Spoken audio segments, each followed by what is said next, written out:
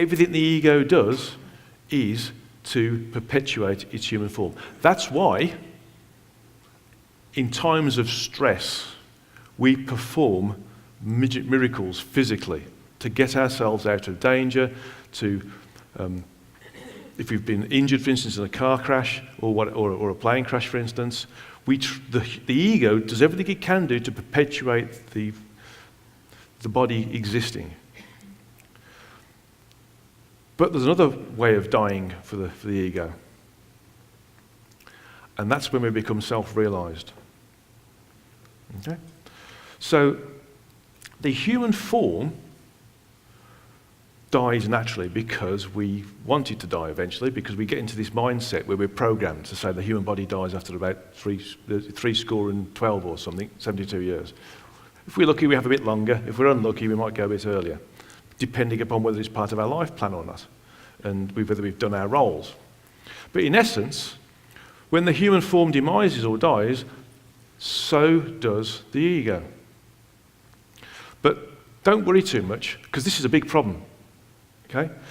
We think that when the ego dies then now, based upon what I've told you, that what we are, the personality, is gone. And so actually when the ego dies, and because the body's died, we've died as well. Now in the background, we know spiritually that we continue to exist forever, ad infinitum. That's correct. What happens is all of the experiential memories, sensory perceptions, experiences, knowledge, learning, all of our behaviours and everything we've worked on, still gets sent to our true energetic self and is recorded.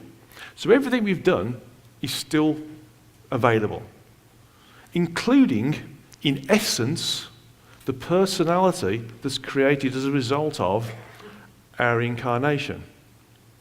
Because it's part of what the soul is, temporarily, whilst it's incarnate. And so nothing is lost. So we do live forever. Well, we don't live, we exist forever. Okay, it's the difference between living and existing. And so we're always here. We're always here. We just sometimes decide to put a new body on and experience existence in a different and harsher way. But the ego doesn't know that. It's had so long, by the time we're 7, in general, to understand that it's the body that is what it is, and the body dies, it dies, that it does everything it can in its power to, in essence, stop us from doing anything that's going to threaten its own existence. And what that means is that the ego controls us even more. So what does that mean to us as spiritual beings? Do we let the ego run rife? Yeah? Do we let the ego run around with us, controlling us? No, we would try to work with the ego in a way that is conducive to being a more evolved individual, a spiritual individual, somebody who is caring and sharing and knows more about the environment and those individuals who work within the environment of the greater reality, and do well, and try to raise our frequencies and ascend to a different level whilst we're in our incarnate vehicle. But the ego knows this, because what happens when we work on ourselves spiritually? What happens to the ego when we work on ourselves spiritually? The ego fights back.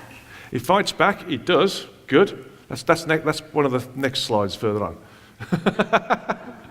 It's tamed. It's tamed. We think it's tamed, okay? Yeah.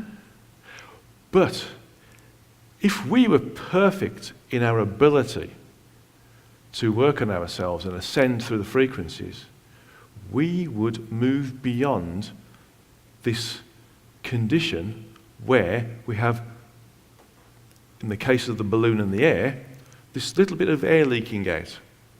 So we start to untie the knot of the balloon, and more air leaks out and more air leaks in. And so we start to be more in a better, a deeper communicative condition. We have greater bandwidth, so to speak, than we had previously. And so we start to see who and what we are. We start to be able to communicate with our true and energetic self, communicate with Source, the cosmos. We know who and what we are. When this happens, poor old ego starts to dissolve.